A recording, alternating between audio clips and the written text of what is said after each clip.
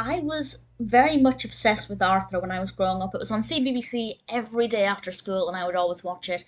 And I decided that I wanted to feel that rush of nostalgia because recently I watched the very final episode of Arthur, which is insane to think about, both in terms of the fact that it ran for so long, but also the fact that it's now done.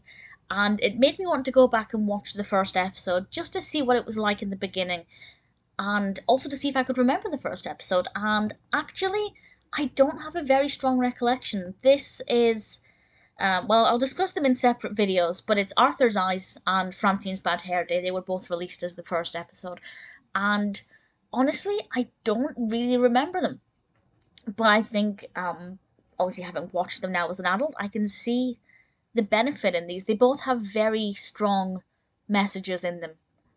But also, I don't feel like the message is in your face that much. And I really thoroughly enjoyed watching them. I got a rush of nostalgia, even though I couldn't remember the episode specifically. And it was really, really positive to see that actually not only are they entertaining for the target audience and for those of us who have nostalgia for them, but they are also very beneficial. So Arthur's Eyes was released in November 1996, directed by Greg Bailey. This particular segment is written by Joe Fallon, obviously based on the books by Mark Brown. And Arthur is voiced by Michael Yarmush. We also have DW voiced by Michael Caloz. And DW wakes up Arthur to say that there is a case of a missing brother. She's found the family photo album and she can see pictures of herself with this slightly older child. It's a boy who doesn't have glasses. And Arthur has to explain to her that once upon a time, Arthur didn't used to wear glasses. And he begins to tell her the story about how he had difficulties with his vision, how he struggled to read the boarding class, and then what experience he went through when he got glasses and how the other children reacted. And I think that this is so relatable for so many children because glasses are common, and yet despite the fact that glasses are common, children can still feel uncomfortable wearing glasses. Children will make fun of other children for wearing glasses. They will call them things like four eyes and other horrible names, even though glasses are very, very commonplace, and some very esteemed, distinguished, successful celebrities that people worship wear glasses. Doesn't matter. Back then, today, children are still a bit mean about wearing glasses. So it's a really interesting episode for two reasons. One, it can encourage children to think that maybe if you can't see the boarding class, if you're getting headaches, maybe talk to your parents about your vision because you might actually need glasses. Go and get your eyes tested. But it also provides understanding and relatability for children who have glasses, who are feeling nervous about wearing their glasses, who may be bullied for wearing glasses. And it shows that they're not alone.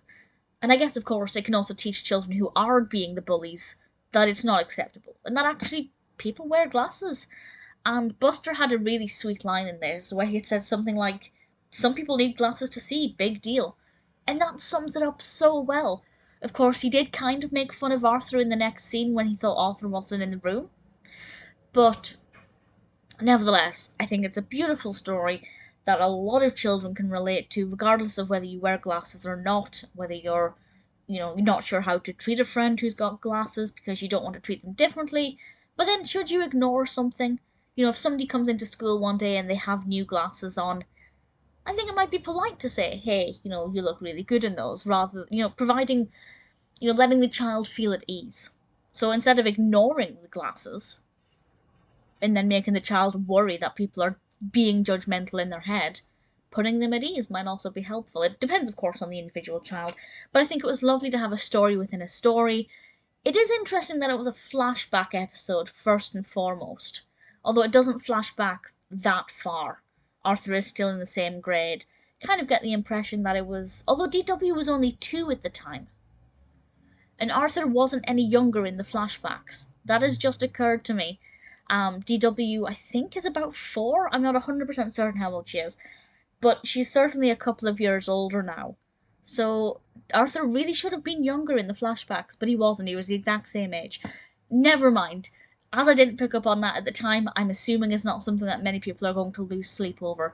Arthur's Eyes has a really lovely message. It's a really lovely story. It's a nice way to kick off the first segment of the first episode. Definitely filled me with nostalgia. If you want to go back and watch episodes from your childhood, Arthur's Eyes is a pretty sweet one to go with.